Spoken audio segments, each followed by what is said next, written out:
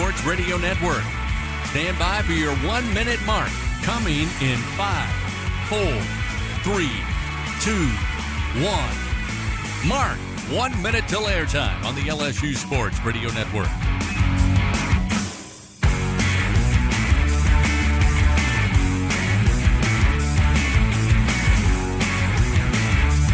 Coming up, stations, your countdown until airtime will be your 30-second mark when the network will go silent.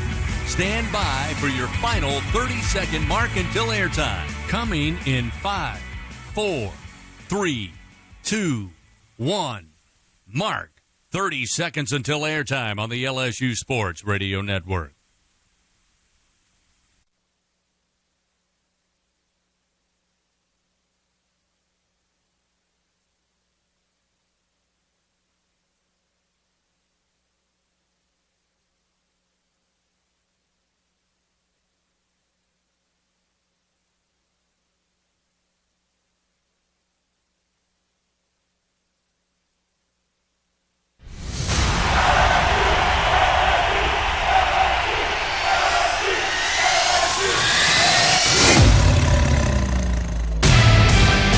It's game week for LSU Fighting Tiger football. This is the Brian Kelly Press Conference, presented by the Louisiana Farm Bureau Federation. This weekend, the Lions of Southeastern Louisiana travel over from Hammond to take on your Tigers at 6:45. We did whatever was necessary to win the game. Defensively, obviously the 5 turnovers, playing to our defense, holding somebody to 10 points that has talented players on the offensive side of the ball, finding a way to win the game. Really proud of our group. Coming up, head coach Brian Kelly sets the tone for the Tigers this week and updates all things LSU football. But first, with a preview of this week's matchup from inside the Capital One studio at legendary Tiger Stadium, here are former Tiger Gordy Rush and the voice of your Fighting Tigers, Chris Blair. Good Monday morning, and how about those Tigers? 3-0 to start the 2025 season, coming off a 20-10 victory over longtime rival, the Florida Gators, on Saturday night. Welcome into the Brian Kelly Press Conference. Coming up at 12 noon, we will head over to football operations as the Tigers once again step back out of conference after moving 1-0 in SEC play. They'll welcome in the Southeastern Louisiana Lions. 6:45 will be the kickoff coming up on another Saturday night to finish up this early season 3-game homestand. And Gordy Rush, I mean, my goodness, it's great to be a Tiger on this Monday. It was certainly great to be here on campus all weekend long, but certainly Saturday from the start to the finish, just the way we like it. Well, very, very few times do games turn out just the way you think they're going to be. And everybody was talking about Florida had lost to South Florida last week, and are they not going to show up? And what's going on with Billy Napier? But that was not the case. This team came ready to play. It's LSU and Florida, the same it's been the last 30 years. It was a rivalry game. It was physical, got a little nasty at times. It was a close football game, and it was a great football game. Yeah, I mean, it got started. It wouldn't be LSU-Florida if it didn't start well into the pregame hours. And as you said, there were some times where guys had to be separated, playing to the echo of the whistle, as Bobby Bowden famously said. But let's start defensively because, Coach Kelly talked about it all week. I mean, this Florida team, while being 1-1 and losing to South Florida, still has a lot of big players, big-name players on the offensive side. Jaden Ball, obviously, one of the better runners, individual runners in the SEC. DJ Lagway, again, has a powerful arm. He's played well, certainly did last year in managing that win for Florida over LSU and kind of springboarding them into that 5-game win streak. It just seemed like LSU defensively, though, was on another level. I mean, you can check the box. I think the scheme, the calls were correct. I mean, you lose Whit Weeks early in the game, which we may have time to talk about it, the disqualification. I think there's got to be some tweaks to the way we handle this. I understand why we did it. I think overall for college football, you see less of the launching, the more flagrant style targeting. So I think there's got to be some tweaks there. But Wes Weeks goes out eventually after having just stepping up big time. But check all the boxes. Right. Scheme was great. The tackling, once again, was superb. Not many missed tackles. It was hard for Florida to get away once they had the ball in their hands trying to make a move. It was just spectacular to watch. It was a great effort. Again, the third consecutive week this defense faced what I'd call a dual-threat quarterback, somebody that could beat you with their feet as well. And what they've done such a great job from the first game against Clemson is putting so much pressure on this quarterback, taking the quarterback out as a runner. And in this game, Langley had 9 carries, including sacks and what have you, for just 19 yards. And when you take away the run game and you hold a guy like Jaden Baugh to just 46 yards, then you can tee off and turn them one-dimensional, and they did that. And DJ Langley was throwing off of his back foot. He was throwing under tons of pressure and wound up throwing 5 interceptions. It was just an incredible defensive performance by which surely going to be a top shelf, one of the best defensive units in the country this year. Yeah, there's no doubt about it. I mean, I looked at the SEC stats today, and again, we're working with a small sample size. Right. I understand that, but you know, everybody's playing big games early. Everybody's got a couple of less challenging games, so it kind of gives you an idea. And you currently have LSU's defense right now, total defense, I think, 6th in the SEC. Your scoring defense is second behind Oklahoma, and they've been awfully stingy, to say the least, through 3 weeks of action. And again, the great news coming out of another great performance where I think that's what everybody's talking about. When they talk about LSU, they lead with defense. No question. And it's no question why. But you come out of this game doing everything that you wanted to do to kind of disrupt Florida. I think they were a little surprised that Florida, at least this is what you hear mainly coming out of the Sunshine State yesterday and today, is that we didn't try to run the ball more. I still think LSU was equipped and ready to handle it had they done. And that's taking nothing away from Jaden Ball. But it was kind of surprising that it seemed like they were basically saying, all right, DJ, go out and win it with your arm. Well, look, especially after the way that he was inconsistent the week before at South Florida. You know, there's an old adage in football that you're going to take what the defense gives you. And when LSU has that many athletes on the line of scrimmage and they're putting 7 players in the box, and the 7th player is Harold Perkins, and everybody knows that he's a downhill football player, then you want to take what the defense has given you. You know, unfortunately, Florida didn't execute well when they had opportunities to beat man coverage. They were not able to beat man coverage. Langley threw some errant passes. And again, I think that LSU defensively has been able to dictate to other teams that we're going to take the run away. We're coming after you, and you're going to have to plant your feet, and you're going to have to win those one-on-one matchups on the perimeter if you want to beat us defensively. It's amazing when I think back to last year and even the year before with all the heroics offensively. If you had said to me you're going to go into a Florida game against a quarterback like DJ Lagway, who, again, has a very strong arm, wasn't very accurate the other night, but you're going to put 7, maybe 8 in the box and trust your secondary against really talented receivers. And that's exactly what we saw, as you pointed out. And, again, 5 interceptions. I mean, that's a game-changer defensively. No doubt. I mean, I think a year ago, LSU was a team that got out physical, right? And it was this offensive line. Again, Florida returned a lot of good players on the offensive line. They had great skilled people. We talked about the quarterback and the tailback certainly being very talented athletes, but this is what LSU's been able to do with this new roster. You know, they were able to keep a lot of the key players. They were able to get some people back healthy with Weeks and Perkins and Guillory, and then they just hit the portal and got some top-tier transfer portal players, and you see the difference they've made, especially in the secondary. When you have Mansour Delane out there playing the way he is, and Halsey and Cooley at safety that can come down and play man-to-man, and sure tacklers. You can be that aggressive when you're that seasoned and that aggressive on the back end. No doubt about it. Again, you know, Halsey with the interception, Deshaun Spears put the stadium on 11 with his pick 6. He had 2 on the day. Again, DJ Pickett with kind of the game sealer there at the end. And that's, you know, I mentioned those names because you said DJ Pickett, true freshman. I mean, he is a freak of nature at his size, and 6'5" as a cornerback with the speed and athleticism. But because I mentioned Wes Weeks goes out, suddenly you're having to go pretty deep into that linebacker room. And of all the great things we saw on Saturday night, when I got up on Sunday morning, I thought we called a bunch of young players' names, and they made big-time plays. That's how deep this LSU defense is. No question. I mean, first off, Devon Keys was one of the higher graded players for LSU and had to step in for weeks. He had 15 tackles, right? 7 solo, 8 assisted. And then Tylen Singleton came in and had to play a significant amount of snaps. And then Little Weeks, if you want to call him Little Weeks, he's really not little, but Zach Weeks comes in.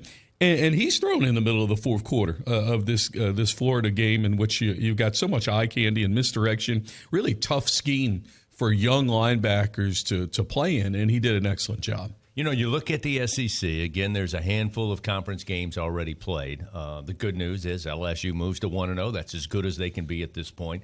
Ole Miss off to a 2-0 start. Georgia got the big win over Tennessee. Vanderbilt with what I think was an impressive test and passed that test with flying colors at Williams-Brice. They go to 1-0. Number of teams, obviously, without a conference game, and then you've got a few that started off on the wrong side. Arkansas, Kentucky, Carolina I mentioned, and Tennessee. A lot of way to go, and that'll transition my talk to the offense. Right. Obviously, you get the win, 20-10. Coach Kelly was very vocal, and even was again today. You know, he was emotional as he talked about following that game, but said, hey, look, the offense is not where we want it to be. We want it to get better. I was looking at the numbers today, again, with a small sample size of SEC play. Currently, the Tigers' scoring offense is 16th in the league. At 20 points per game. Defensively, as we said, that right now is the bell cow. That's leading the way. The good news is I like my chances with the talent on this team on the offensive side that maybe it's just a little bit slow going. But it's not because they don't have talent, and it's certainly not because they can't get better. No, definitely. I mean, the talent is there, and we know how good these wide receivers are, 8 wide receivers. When you get Trudez Green back, and very encouraging, he was off of crutches for this game. So he was in street clothes, but he was off of crutches. So hopefully he gets back sooner as opposed to later after that, after seeing him go down last week. It'll be great to get him back in there. And then this offensive line, right, still gelling. They have the 2 transfers that come in. Braylon Moore, again, I thought, minus the penalties, it was good to have him back in this football game. They're still gelling together as a unit. Look, I think when I sit there on the sideline, Chris, when I look at it, everybody now, we've seen 3 games, all of the defenses that LSU are playing against are being able to respectfully handle the run game, right, with even numbers.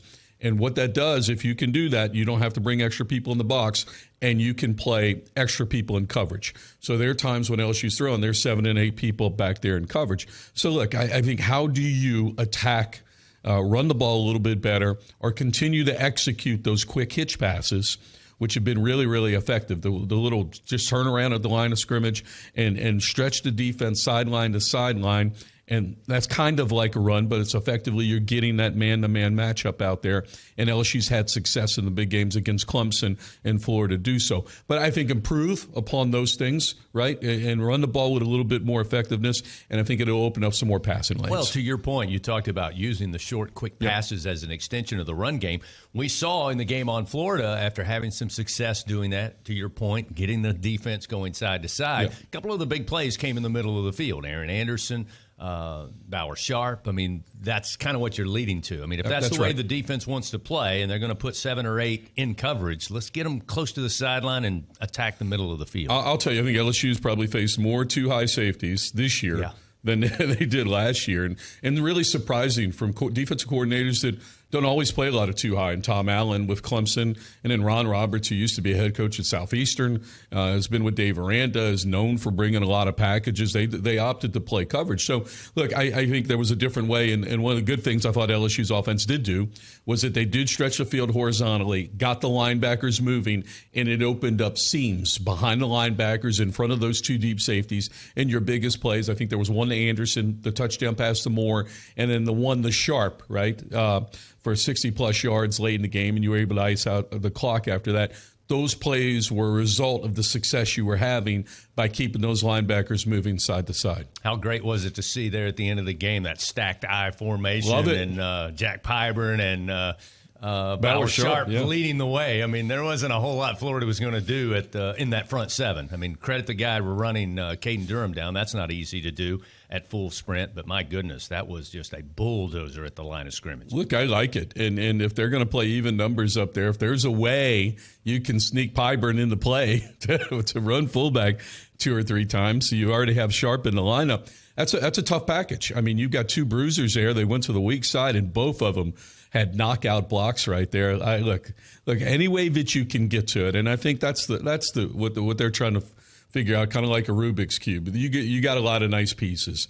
How are we gonna put them together best? How are we gonna kind of narrow down who we want to be and go execute those on the practice field with enough reps that you can execute at a high level come Saturday? Again, LSU off to a 3-0 start since the 2019 season. They get the win 20-10 over longtime rival Florida. They step out of conference. They'll take on Southeastern Louisiana. Coming up in just a few minutes at the top of the hour, Coach Brian Kelly will address the media and talk about the plans this week and what he wants to see his team improve upon in all phases going into the 4th week of the season. We'll talk a little bit about the Lions. They're 2-1 on the season. We'll do that after this quick break. In Louisiana, we love our LSU Tigers. When the band strikes up those 4 iconic notes, the fans go wild. At Louisiana Blue, we're Tiger fans too. That's why we've teamed up with LSU Athletics to bring you the compassion of the cross and security of the shield, so you're free to wear your stripes and roar. Live Louisiana. We've got you. Louisiana Blue, Louisiana True. Proud partner of LSU Athletics. There was a time when a person's word was enough, a time when a handshake meant something, and integrity really mattered. For over 70 years, the values of Farm Bureau Insurance have been rooted in hard work, faith, and family. In that time, we've seen the world change in many ways. What hasn't wavered is Farm Bureau Insurance's commitment to protect our customers' way of life and serve the communities in which they live when they need us most. You deserve more. You deserve a promise. Learn more at lafarmbureau.com. Every Tiger knows it's not just about where you are, it's about how you play the game. At LSU Online, we bring that same grit and greatness to your education. Whether you're watching from Baton Rouge or beyond, you can earn your degree on your time from anywhere. Flexible, online, built for Tiger Nation. Visit online.lsu.edu and win where you are. Get ready, Tiger fans! Venture Global is proud to partner with LSU Athletics, powering Louisiana and the world with clean, low-cost, reliable energy and fueling the future of our great state. As we cheer on the Tigers this season, we're also driving innovation, creating jobs, and supporting our local communities. Together, we're building a brighter, more sustainable tomorrow. Venture Global, proud partner of LSU Athletics, powering champions on and off the field. Go Tigers!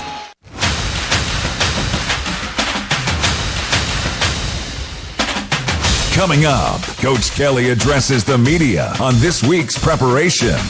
This is the Brian Kelly Press Conference, presented by the Louisiana Farm Bureau Federation. Here again are Gordy and Chris. Indeed, coming up in just a few moments, maybe 3 minutes or so, Coach Brian Kelly will join us all from football operations and the team room, discuss Saturday's win over the Florida Gators, 20-10 to move to 3-0, and then set the table for the matchup this weekend to end this 3-game homestand against Southeastern Louisiana. And Gordy, Southeastern comes in. They are 2-1 on the year. Obviously, they opened the year at Louisiana Tech, shut out there 24-0. And since then, Coach Selfo has been able to really ratchet up the offense a little bit. They're scoring a good many points. You know Coach Selfo very well. What do you think his mindset is for his team coming over here to take on the Titan LSU Tigers? Do you want personally, me knowing Coach Selfo? It's like, Gordy, I want to come over here and stay healthy and get a paycheck and get out and have a good showing. That's what I thought. Look, I think they want to keep, what are you going to do against this LSU defense is what he's thinking. And interesting, he has 2 quarterbacks, both from the transfer portal. Carson Camp is more of the thrower, came from Sacramento State and San Diego, 2 destinations. And then Kyle Lowe throws the ball a little bit, but he's run it as well. In fact, he leads the team in rushing yardage. So two different looks, and they play both of them. And again, I think trying to find yourself against a really good defense, and then you see what you have on the other side of the football here. Is they've always been competitive in Southland Conference play. It's a great opportunity for his program to come play on a high stage. For LSU, it's one of those matchups again, and coming off a week where you had to play some young guys, and I emphasize because you had to. Right.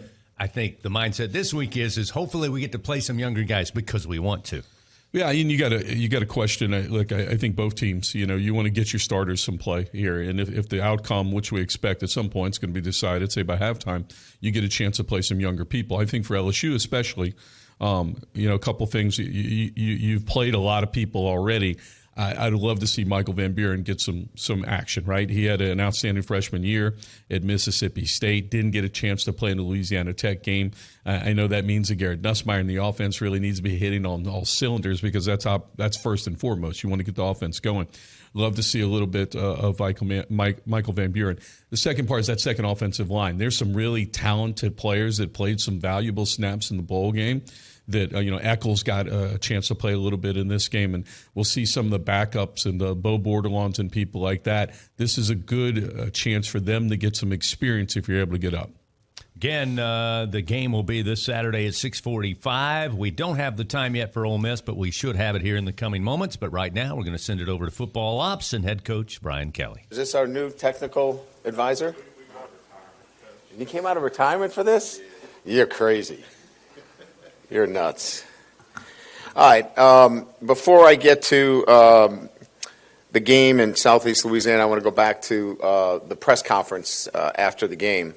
I've texted with Mike and offered my apology to him for the way I handled the questioning.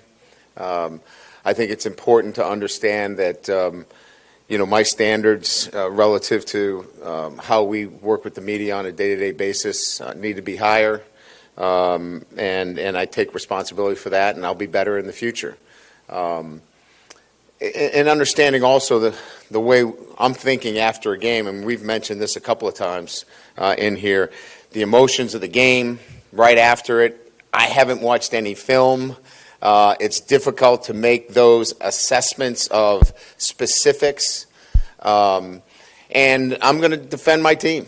I'm going to defend my players first and foremost. But having said that, I publicly apologize to Mike, and he's an outstanding reporter. He works hard, and we'll do better moving forward. So I just wanted to address that in the outset. As it relates to the game itself, obviously, it was a great atmosphere. I think our fans did a great job of showing up as we kind of challenged them last week to make that a home field advantage. I thought they really did. And it was not just the wristbands. It was being involved in the game, making it a difficult place to play. And then, in terms of how we played. Look, and I think we're all kind of getting a sense of an identity that our football team is forging, and that is, we had 5 turnovers and 5 interceptions. I think it's the first time in the history of LSU football that we've had 5 in a game. And we're going to play to that strength. And we did offensively on actually 3 occasions when the analytics said to go for it. I decided to punt the football in that game. To play field position, and it came up big for us because it resulted in a score. So, we played a tough opponent. That Florida team was desperate in the way they played. Their defense is stout and physical, and they're a football team that is difficult to play. And I'm proud of our guys' performance. They overcame early on in the game the loss of their leader on defense, and that's a difficult thing emotionally, and our guys hung in there. Our next man in mantra was on display. I'd always wanted to get all the Weeks boys in the game, and I did. I just didn't get them all at the same time, and that's having the the vision to know that depth is going to be counted on. And Devon Keys came in played a great game in Witt's absence. He went from 42 plays the week before to 88. And so just to be prepared to step in and do the kind of job he did, I thought was outstanding. Obviously, from an SEC standpoint, Deshaun Spears was named the Defensive SEC Player of the Week, deservingly so. He was really good and has been in our nickel coverage. Read the eyes of the quarterback, stole one, brought it back for a touchdown, and had another interception later. So really, really pleased with his performance. The rest really is the flow of the game. Going back to after watching the film and being able to answer the question from an offensive line standpoint and running the football, where we've got to get better is technically. Our guys are playing hard. They are locked in. We've got to be better in terms of technique. This is a big week for us, in terms of developing the technique and the experience that we have, and still being consistent with running the football. And I was happy with that. Our play calling never put us in a situation where we were so far behind the chains that it became a situation where we put the ball in harm's way. We've got to convert some third down situations. So when we look at this from a bigger picture standpoint, third down conversions are really what we need to do a better job with, third and short in particular. So that's the work that we'll see a lot of moving forward, because we're going to be in a number of those situations. So that's Florida. We move on to Southeastern. Look, there's a number of guys on this roster that are going to be playing here in Tiger Stadium with an edge. And what's important for us is to prepare this week with a sense of urgency. Based upon my comments here, there's some things that we've got to get better at. And not just on offense. It's offense, defense, and special teams. So this is an important week for us, because after this, we get into a gauntlet of games with SEC opponents. So get better this week in practice. Have a sense of urgency. So when we perform on Saturday, we're putting out a great performance. And that, to me, is the most important thing relative to our preparation. Coach Selfo, I've known for a long time. He's an outstanding coach. He's certainly well acquainted with the state of Louisiana. And certainly they're coming off a nice victory this past weekend against Mississippi Valley. Again, they run a couple of quarterbacks. This is an offense that, we're going to need to be one-dimensional. Again, looking to stop the run. And then from a defensive standpoint, they get some really good players. The Proctor kid is an outstanding player, very twitchy. He's a lot like our guy Gooden. He is active, tackles for a loss, and Reno, the linebackers all over the field. So they've got good players. They're going to be excited about this opportunity. We have to work on ourselves this week with that sense of urgency and working on the technical part, the tactical part, so we put a great performance together on Saturday. So we'll open it up to questions.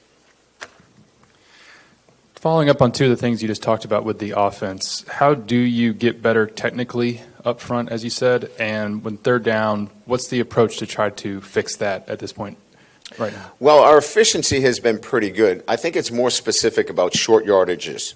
And the short yardages of the year is, as you know, we had a couple of them where we came up right short at the sticks. I think that's just continue to have an emphasis in our week of preparation on short yardage inventory plays, right? Because last year we were going for it on fourth down. That's my whole point. Last year we were taking the analytics and running that as a third and a fourth down play. So if we got to, 4th and 1, we were going, But this year I'm playing it a little bit different based upon the strength of our defense. Last year we needed to score more points. Now, as we move forward, we're going to need to do both, right? So I think that's really about how we operate in the week of practice in terms of developing an inventory. These are our plays. This is what we're going to look at in third and short situations. We just have to continue to develop. We're playing a redshirt freshman at right tackle, and we're playing a group of guys that are playing together. Paul hasn't played a ton. Cohen hasn't played a ton. Tyree hasn't played a ton. So these are guys that are still growing and developing. And I said this after the game, I'm bullish on this group. I think they're going to be really good. As we can continue to develop, they're going to be a good group, but we got some work to do. Coach Garrett Nussmeier, are there some mechanics and things that maybe he's gotten away from that he needs to refine a little bit, or what do you see out of him? I'll be honest, and I wasn't going to get into this, but with you guys I will. He's been slowed a little bit with a torso injury, and he's fighting through it, and he's getting better. And he's not going to be able to really shut it down until we get to the bye week. And I'm not saying that has had any of his troubles. I think he is a symptom of what I just answered from Wilson in that, we're not ripping it, on fourth down. We're taking some plays away from him as well. And he's done a really good job. I think he managed the run game as well as he has all year. We got to let him get the ball out to the playmakers. That would be more of what has to happen. And then we've got to keep him healthy. That's the most important thing. You mentioned after the game that you might use more I formation. You don't have a fullback on the roster. So what do you do at fullback? Well, I mean, when we're fully, loaded relative to our personnel, you can use your tight end in that position. And a lot of times he is today. Matt, the tight end in the NFL really is the fullback. Very few have a fullback on the roster unless he's just a, outstanding special teams player as well. But the point I'm making is we need to get into formational looks that allow us to have the best success in third and short when everybody in the building knows you're going to run the football. And so whether that's a fullback or whether that's two backs in the backfield, whether that's, running the quarterback, all of those things have to be on the table. Pyburn looked really good at fullback. I don't think we're going to change his role to just fullback, but certainly could play on both sides of the ball. I have a question about the defense. Yeah. Just can you kind of clean some things up with Witt? Is he available? And then just elaborate a little bit more on West. And then the rest of that room, how much they did step up and kind of hold the rope there. Yeah, I think, Witt's situation is kind of what I talked about, right, and had a conversation. That's something that we're going to have to deal with after the season when it comes to rules and things of that nature. We all know, I think we all understand what targeting looks like, but trying to make a play on a runner and he ducks his head and you make a tackle, to throw a guy out of the game for that, obviously you've heard my feelings about it, and I think there's a lot of people that agree. So he'll be back, right? He'll be able to play this weekend. West was a calf injury. I said to our staff in the meeting, to Blake, it was a gastroc injury. And he's a Tulane grad, but he still didn't know what a gastroc was. So I thought that was a good thing for a defensive coordinator not to know that. But anyway, it's a strain. So it's the same thing, right? Is it a first degree, second degree? It just depends on how he responds. He'll be back out on the field, whether he's ready to go. I think we've listed him as questionable. We don't have to do that, obviously, because it's not an SEC. But I think he's questionable. We'll see how it goes during the week. And finally, I'm sorry. Look, I'm piling on, right, to your question. But you mentioned about depth, right? And I want to mention him again. Devon Key's coming in. Tylen Singleton coming in. Those guys had to step up for us in a big moment. We got a lot going on. We're calling blitzes, simulated pressures, and those kids did a really nice job. Coach, with Garrett and with the passing offense in general, how much of what you guys are trying to do with the passing offense is also kind of a reflection on the state of your offensive line and, wanting to help those guys as they, try to gel and come together? Yeah, look, I would be honest with you. We didn't give up a sack, and that is a really good defense. That is a really good defense.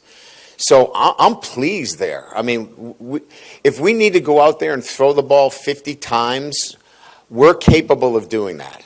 I'm not sure I want to play that way, nor do we have to. Now, there's going to be some times in the SEC we're going to have to score more than 20 points. Let's get that straight. I think we all know that. So this is about continuing to develop the areas that need that work, and it's our running game. I believe we can throw the football every down if we need to, and I believe that we can protect effectively. So this is really about trying to work on your weaknesses and develop them as we go through this week and moving forward. No specifics, but are you happy with the start of your 2027 recruiting class? Very much so. Yeah, very much so. It gives you a glimpse at, obviously they watch our defense play. A lot of those guys, the defensive commits were there. Obviously, we have some offensive commits there that are exceptional, and I still think there's more out there for us. So pretty excited about the momentum. Brian, your offense this year has probably been at its best with a little bit quicker tempo and no huddle. How do you decide how to balance that without wearing your defense out? It's a great question, and we felt the same way, right? That maybe we were trying to be too perfect, right, in our play calls. Let's just go play. Let those guys get the ball in space and play. And the same thing with Garrett, doing a little bit too much, checking every play. He's so smart. I mean, he can manage the whole thing, but sometimes, less is more. And I think as you continue to go, into the fourth week, we're developing what that identity should look like from an offensive standpoint. Obviously, there's a lot of aspects on offense, coaches, players, and whatnot. But for those who are critical of Joe Sloan and the job he's doing as the offensive coordinator, what would you say to them? Yeah, I had to answer questions of being critical with Blake last year, right? I mean, he is doing what he's asked to do to manage the games the way we need to play. We have a top 10 defense, I believe, in the country. And we need to play to that strength. And so sometimes you have to pull back a little bit here and there. He's being a great coach from that perspective. Because, look, offensive coordinator, they want to score points too. But sometimes I'm tapping the brakes here a little bit in those situations. Because that's going to be the identity of this football team. Going back to the targeting situation. Yep. Should there be the equivalent on that, like you have in basketball, of a flagrant 1, flagrant 2? Stop making sense. I feel the same way. Here's what happens when that argument is made, right? Unfortunately, on the other end, they immediately say, "Well, targeting is down, concussions are down." But a guy sat out a game, and I don't know how to coach him differently. I don't know what to tell him to do differently. And you're going to throw him out of the game. That makes no sense to me. So I think common sense at some time has got to get involved in targeting. And if common sense gets involved, maybe we'll get an answer.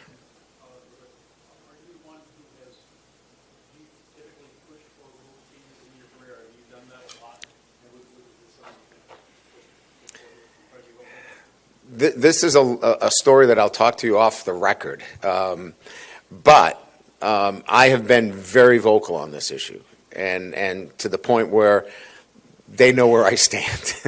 And so I think this is really a discussion that's going to have to take place after the season when, I'm going to say it again, like-minded people that have common sense look at it and go, okay, that's not what really targeting is. Coach, the torso situation with Garrett, has that affected the play calling strategically? No. Okay. No, come Saturday, he's good to go. We've limited him a little bit during the week because of some tightness that he's had in his torso. It's an upper body injury that you want to be careful with how many reps he's getting throwing the football. So he's overcoming that. But we cut him down substantially. I think he's on the other side of that, but we had to be really careful with him the first few weeks. So it eventually may go away, or? Oh yeah, and I think with the bye week after Ole Miss, we should be in a great place. And Coach, over here, obviously the safety room has become a major strength for the team defensively, and AJ and Tamarcus, the way that they play as well, has been a strength. But a breakout performance from Deshaun, how does that kind of factor in with a breakout performance like that to get him some more playing time? Well, I think for Deshaun, more than anything else, confidence, right? people ask me all the time, well, how do you build confidence in your group? Go make a play. Well, he made a couple. And so I think his confidence will grow, and with that confidence growing, I think we'll continue to see his growth. Because if you've got 3, 4 with Jordan Gilbert, who's an experienced player, now you put yourself in a really good position there. I just want to ask, you took one for the team the other night, calling the timeout. How many times has that happened to you in your career? First time in 35 years. I got my butt kicked. I know a lot of people were happy with that. But I'm telling you, it's kind of an awkward situation because I was running down the sideline to call a timeout because, as you know, we ran the ball. And Caden bounced outside, and he didn't get out of bounds. So the clock was running. So I just was running to get to the official. And Weston Davis and one of their linebackers was locked up. I never saw him. And I ended up in the first row. Nobody wanted to pick me up either, which I thought was crazy, but it got me pretty good. I don't want to be flippant and say that I was in the concussion protocol because that's a serious thing, but I probably could have been. You bounced right back up, though, right? Yeah, I think I'm going to stick with that story. I bounced right back up.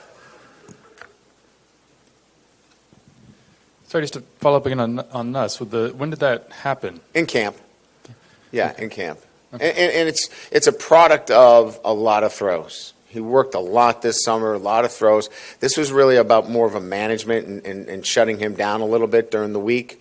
And I think, as I said, I think he's on the other side of it, but we had to be careful with him. Sorry to keep harping on it, but I'm just trying to clarify. Is that something that has affected the downfield passing game in any way in game? No, but we don't, you're not working on it as much in practice. So, when you get your shots, you want to be able to take them, but we're not doing it a lot in practice. We're starting to pick up that pace. We started a little bit last week. We'll continue to pick it up more this week. I don't want to speak for you, but taking it back to Saturday, I think maybe what you were trying to explain to me was maybe managing expectations a little bit. I guess in hearing what you're saying about the offensive approach that you're going with going forward, I'm just curious, how does that play with the team, especially the offense, and super skilled wide receiver room that you have that maybe now they have to maybe adjust their expectations as well? Yeah, I think if you look at the way we've utilized all of those receivers, we're all getting them involved. I think we got to get Chris Hilton involved more, right? In the vertical passing game. But I guess what I was trying to say more than anything else is that from an offensive standpoint, we know what we have as a team. And I'll give you an example, and it's maybe I shouldn't even do this, but I'm going to do it anyway. I walked into the post-game locker room with our coaches. And you can imagine our defensive coaches were pretty happy, right? They were pretty happy. Our offensive coaches were really reserved and maybe expecting that they were going to get the paint peeled off the room. It's how you win games. You have to manage games. And this one we managed. Last year, exact opposite against Florida. And we lost that game. This was about managing a game, and at the end of the day, my job is to win football games for LSU.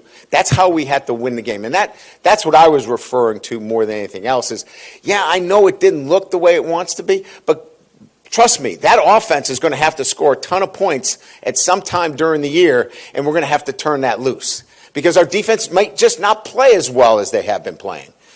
We have a great defense, and when we get into games like that, I'm going to make sure that we minimize any of the mistakes that could be made on offense. You kind of just alluded to it, but did last year's result at Florida, in particular their defensive pressure, affect your game plan going in, or is the way the game played out strategically just because of how the game was playing out? I'll give you an example. Going into the game, they played 3 down 4% of the time. In this game, they played it 54% of the time. We have to be able to learn on the run and adapt. And we have some young guys that are playing for the first time that are learning and adapting as they go. Now, that's on coaching too. Like when I go in there and you tell me that 4% of the fronts are over Joel, which is their 3 down look, I'm like, okay, well then that should be reflected in how much they see it during the week, right? We saw it almost 54% of the time. And there were some things that we struggled with the 4 technique. The 4 technique is hard to cut off. The 4 technique is hard to double team up to the next level.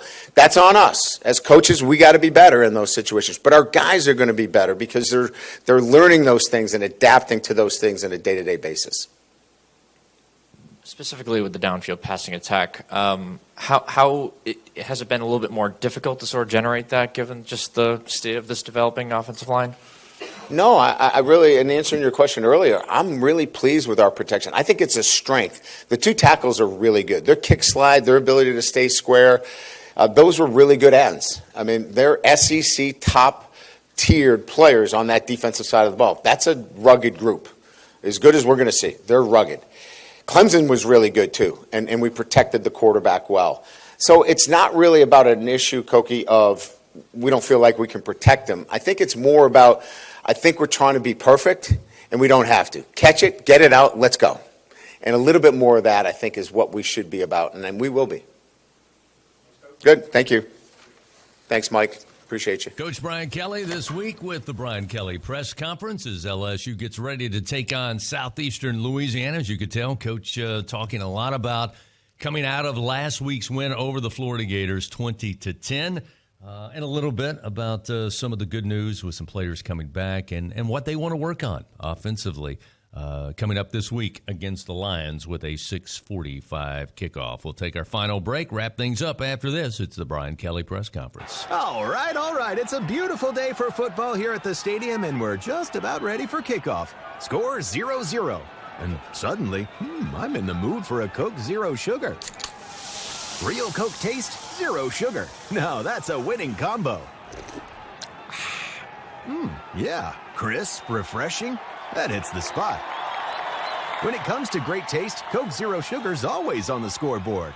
Coke Zero Sugar. Real Coke taste, zero sugar. There was a time when a person's word was enough. A time when a handshake meant something, and integrity really mattered. For over 70 years, the values of Farm Bureau Insurance have been rooted in hard work, faith, and family. In that time, we've seen the world change in many ways. What hasn't wavered is Farm Bureau Insurance's commitment to protect our customers' way of life and serve the communities in which they live when they need us most. You deserve more. You deserve a promise. Learn more at lafarmbureau.com. And here's Heather with the weather. Well, it's beautiful out there, sunny and 75, almost a little chilly in the shade. Now, let's get a read on the inside of your car. It is hot. You've only been parked a short time and it's already 99 degrees in there. Let's not leave children in the back seat while running errands. It only takes a few minutes for their body temperatures to rise, and that could be fatal. Cars get hot, fast, and can be deadly. Never leave a child in a car. A message from NHTSA and the Ad Council. LSU Tiger fans are gearing up with real Tigers apparel and merchandise from the official online store at LSUshop.net. Get jerseys, sideline gear, polos, t-shirts, hats, official team merchandise from Nike, accessories, and much more. Over 3,600 products, all shipped right to your door. Head to the place real Tiger fans go for the selection only real Tiger fans get at LSUshop.net. That's a wrap on this week's Brian Kelly Press Conference, presented by the Louisiana Farm Bureau Federation. For last-minute news and notes, once again, here is Chris Blair. This coming Saturday night, the final of a 3-game homestand here early in the season. It'll be LSU and Southeastern Louisiana kickoff at 6:45. Coming up later this week, we'll be at TJ Ribs Thursday night, 7 p.m. for the Brian Kelly Show, presented by Our Lady of the Lake Help. And then on Saturday, we'll get things started once again at 4:30 with Hunt Palmer, Marlon Favright, Brandon Taylor. They'll start us off with LSU Game Day. Then Jacob Hester, Gordy Rush will join me inside legendary Tiger Stadium for LSU and Southeastern. One final news and note. Big weekend coming up September 27th. Some key SEC games. Out of conference, Arkansas going to host Notre Dame. That will start the day at 11 a.m. Central. LSU and Ole Miss will meet in Oxford at Vaught-Hemingway. That one, the national afternoon ABC game, kickoff around 2:30. It'll be Tennessee at Mississippi State in the afternoon at 3:15 on SEC Network. And then the nightcap on ABC will be Alabama and Georgia. So again, the SEC announces the start times and kickoff times for September 27th, and LSU and Ole Miss will renew their rivalry at 2:30 Central Time on the 27th in Oxford. That's going to wrap things up for us here on this Monday. Thanks to Gordy Rush, thanks to you, and be back here next week for another Brian Kelly press conference. This has been the Brian Kelly Press Conference, presented by the Louisiana Farm Bureau Federation. For the very latest on LSU Fighting Tiger football, follow the Tigers on social at LSU Football and at LSUsports.net.